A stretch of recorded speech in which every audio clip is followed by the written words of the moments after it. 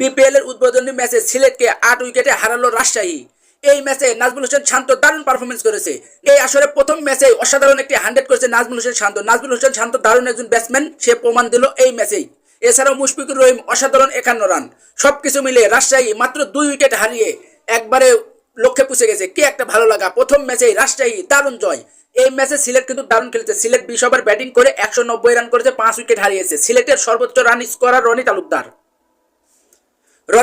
41 run করেছে। সবকিছু মিলে সিলেক্ট একটা দারুণ স্কোর দিয়েছিল, সেই স্কোরকে মামুনি করে দিল রাজশাহীর ব্যাটসম্যানগুলো।